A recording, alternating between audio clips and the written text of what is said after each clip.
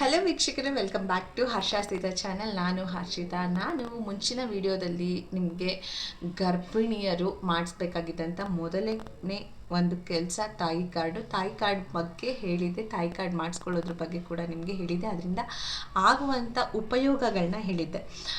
ತಾಯಿ ಕಾರ್ಡ್ನಲ್ಲಿ ಏನೆಲ್ಲ ಇದೆ, ಯಾವೆಲ್ಲ ಇನ್ಫಾರ್ಮೇಷನ್ನು ನಿಮಗೆ ತುಂಬಾ ಉಪಯೋಗ ಆಗುತ್ತೆ ಅನ್ನೋದ್ರ ಬಗ್ಗೆ ನಾನು ನಿಮಗೆ ಸಂಪೂರ್ಣವಾದ ಒಂದು ವಿವರವನ್ನು ಕೊಡೋದಕ್ಕೆ ಈ ವಿಡಿಯೋನಲ್ಲಿ ಬಂದಿದ್ದೀನಿ.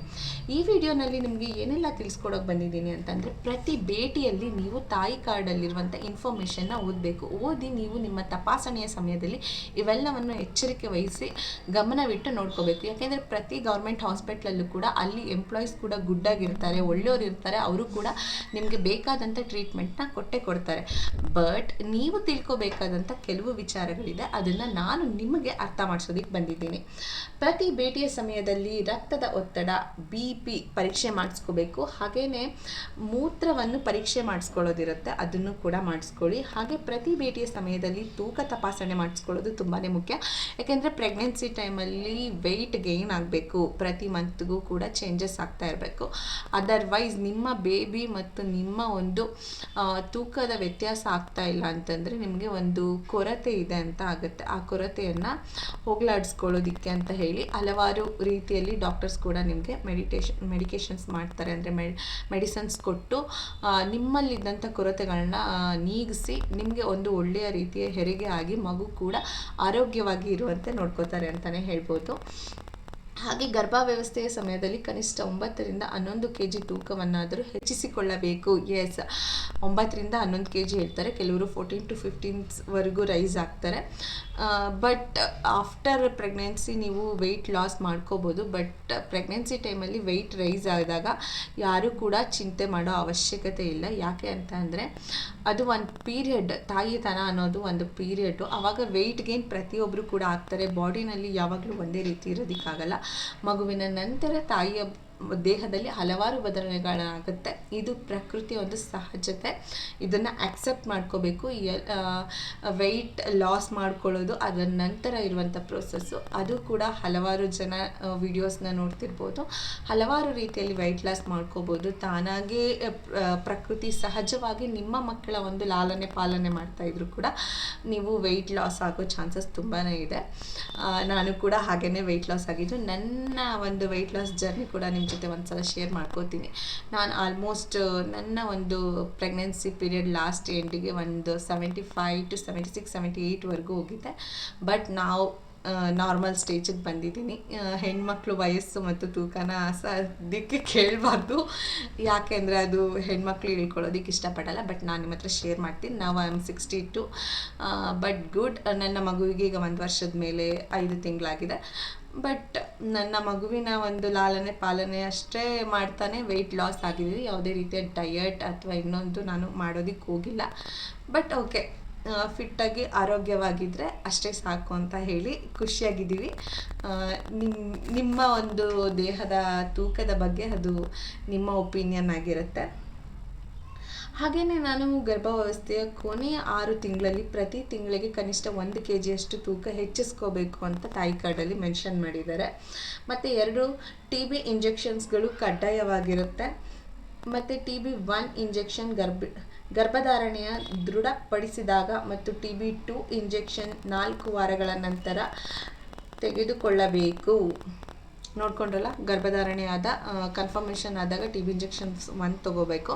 ಹಾಗೆ 4 ವಾರಗಳ ನಂತರ ಇನ್ನೂ ಒಂದನ್ನು ತೊಗೋಬೇಕು ಅಂತ ಹೇಳಿದ್ದಾರೆ. ಮೊದಲನೇ ತ್ರೈಮಾಸಿಕ ನಂತರ ಕನಿಷ್ಠ 6 ತಿಂಗಳ ಕಾಲ ಕಬ್ಬಿಣಾಂಶದ ಮಾತ್ರೆಯನ್ನು ತೊಗೋಬೇಕು. ಊಟ ಸೇವಿಸಿದ 2 ಗಂಟೆಯ ನಂತರ ತೆಗೆದುಕೊಳ್ಳುವುದು. ಮತ್ತು ಪರಿಣಾಮ ಮತ್ತು ದಿನಾಂಕವನ್ನು ಭರ್ತಿ ಮಾಡಿ, ಎಷ್ಟು ಟ್ಯಾಬ್ಲೆಟ್ಸ್ನ ನೀವು ತೊಗೋತೀರಾ ಆ ಥರದ್ದೆಲ್ಲ ಕೂಡ ಇಲ್ಲಿ ಬಾಕ್ಸಸ್ ಇರುತ್ತೆ, ಅಲ್ಲಿ ಮೆನ್ಷನ್ಸ್ ಮಾಡ್ತಾರೆ. ಬಟ್ ನಾನು ನನ್ನ ಡಾಕ್ಟರ್ನ ನಾನು ಪ್ರೈವೇಟ್ ಹಾಸ್ಪಿಟ್ಲಲ್ಲಿ ತೋರಿಸ್ಕೊತಿದ್ದರಿಂದ ನಾನು ಇಲ್ಲಿ ಯಾವುದೇ ರೀತಿಯ ಮೆಡಿಸನ್ಸ್ ತೊಗೊಳೋದಕ್ಕೆ ಹೋಗಲಿಲ್ಲ. ಮೆಡಿಸನ್ನೆಲ್ಲ ನಾವು ಪ್ರೈವೇಟಾಗೇ ತೊಗೋತಿದ್ವಿ. ಹಾಗೆಯೇ 2ನೇ ಮತ್ತು 3ನೇ ತ್ರೈಮಾಸಿಕದಲ್ಲಿ ಕನಿಷ್ಠ 6 ತಿಂಗಳ ಕಾಲ ದಿನಕ್ಕೆ 2 ಕ್ಯಾಲ್ಶಿಯಂ ಮಾತ್ರೆಯನ್ನು ತಗೋಬೇಕು ಅಂತ ಹೇಳ್ತಾರೆ. ಅದ್ರದ್ದು ಕೂಡ ಮಾತ್ರೆದು ನೀವೇನಾದರೂ ಅಲ್ಲೇ ಹೋಗಿ ತೊಗೊಂಡ್ರೆ ಗೌರ್ಮೆಂಟ್ ಹಾಸ್ಪಿಟ್ಲಲ್ಲಿ ಫಿಲ್ ಆಗುತ್ತೆ. ಬಟ್ ನಾನು ಅದನ್ನು ಕೂಡ ಪ್ರೈವೇಟಲ್ಲಿ ತೊಗೊಂಡಿದ್ದರಿಂದ ನನ್ನ ತಾಯಿ ಕಾರ್ಡು ಫಿಲ್ ಆಗಿಲ್ಲ ಅಂತಲೇ ಹೇಳ್ಬೋದು. ಹಾಗೆಯೇ ಹಿಂದಿನ ಗರ್ಭಧಾರಣೆಯ ಸ್ಥಿತಿ, ಅವರ ಸ್ಥಿತಿ ಹೇಗಿತ್ತು, ಅವ್ರಿಗೇನಾದರೂ ಪ್ರೆಗ್ನೆನ್ಸಿ ಟೈಮಲ್ಲಿ ಕೆಲವ್ರಿಗೆ ಥೈರಾಯ್ಡ್ ಸಮಸ್ಯೆ ಬರುತ್ತೆ, ಕೆಲವ್ರಿಗೆ ಮಧುಮೇಹ ಅಂದರೆ ಸಕ್ಕರೆ ಕಾಯಿಲೆ ಬರುತ್ತೆ, ಅಂದರೆ ಶುಗರ್ ಅಥವಾ ರಕ್ತದೊತ್ತಡ ಈ ಥರದ್ದು ಏನಾದರೂ ಇತ್ತು ಅಂತ ಅಂದರೆ ಅದನ್ನು ಕೂಡ ಮೆನ್ಷನ್ ಮಾಡ್ತಾರೆ. ಬಟ್ ನನ್ನ ಫಸ್ಟ್ ಪ್ರೆಗ್ನೆನ್ಸಿನಲ್ಲಿ ನನಗೆ ಯಾವುದೇ ರೀತಿಯ ಒಂದು ಸಮಸ್ಯೆಗಳು ಕೂಡ ಬಂದಿರಲಿಲ್ಲ. ಬಟ್ ಸಿಸೇರಿಯನ್ ಆಗಿದ್ದಕ್ಕೆ ಕಾರಣ ಪ್ಲಾಸೆಂಟಾ ಲೋಲೈನ್ ಇತ್ತು ಅಂತ ಹೇಳಿ. ಇಂದಿನ ಗರ್ಭಾವಸ್ಥೆಯಲ್ಲಿ ಕಂಡು ಬಂದಿದ್ದ ತೊಂದರೆಗಳೇನಾದರೂ ಇದ್ದರೆ ಕೂಡ ಇಲ್ಲಿ ಮೆನ್ಷನ್ ಮಾಡ್ಕೋತಾರೆ. ಆ ಥರ ಏನಾದರೂ ಮೆನ್ಷನ್ ಇದ್ದರೆ ಲಾಸ್ಟ್ ಟೈಮ್ದು ಯಾಕೆ ಏನು ಅಂತ ಹೇಳಿ ಮೆನ್ಷನ್ ಮಾಡ್ಕೋತಾರೆ. ನಂದು ಏನಿತ್ತು ಅದನ್ನು ನಾನು ಎಕ್ಸ್ಪ್ಲೈನ್ ಮಾಡಿದ್ದೆ, ಅವ್ರು ಕೂಡ ಅದನ್ನು ಮೆನ್ಷನ್ ಮಾಡ್ಕೊಂಡಿದ್ರು.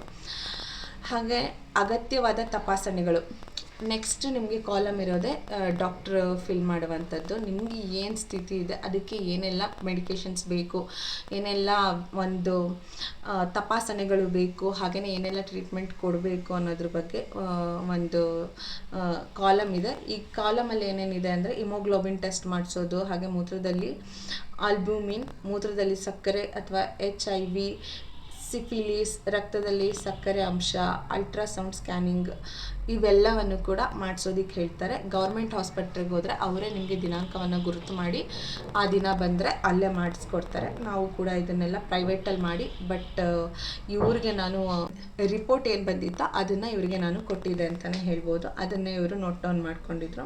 ಹಾಗೆ ಬ್ಲಡ್ ಗ್ರೂಪ್ ಇರ್ಬೋದು, ಮತ್ತು ನಿಮ್ಗೆ ಯಾವಾಗ ಟೆಸ್ಟ್ ಮಾಡಿಕೊಂಡು ಪಾಸಿಟಿವ್ ಬಂತು, ಆ ರೀತಿ ಹಲವಾರು ಇನ್ಫಾರ್ಮೇಷನ್ಸ್, ನಿಮ್ಮ ಒಂದು ವೈಯಕ್ತಿಕ ಇನ್ಫಾರ್ಮೇಷನ್ಸ್ ಏನಿರುತ್ತೆ ಅದನ್ನು ಕೂಡ ತಗೋತಾರೆ. ಅದಾದಮೇಲೆ ಎಚ್ಚರ ಗರ್ಭಿಣಿಯರೇ, ನಿಮ್ಮ ಹಿಮೋಗ್ಲೋಬಿನ್ ಅಂಶ ತಿಳಿದುಕೊಂಡಿದ್ದೀರಾ, ಏಕೆ ಎಂದರೆ ಇದು ಒಂದಿದೆ, ಇದ್ರ ವಿಡಿಯೋನ ನೀವು ನೋಡಬೇಕು. ಯಾಕೆ ಗರ್ಭಿಣಿಯರು ಹಿಮೋಗ್ಲೋಬಿನ್ನ ನೋಡ್ಕೋತಾ ಇರಬೇಕು, ಅದ್ರ ಬಗ್ಗೆ ತಿಳ್ಕೋಬೇಕು ಅಂತ ಇದ್ದರೆ ನೆಕ್ಸ್ಟ್ ವಿಡಿಯೋನ ನೋಡಿ.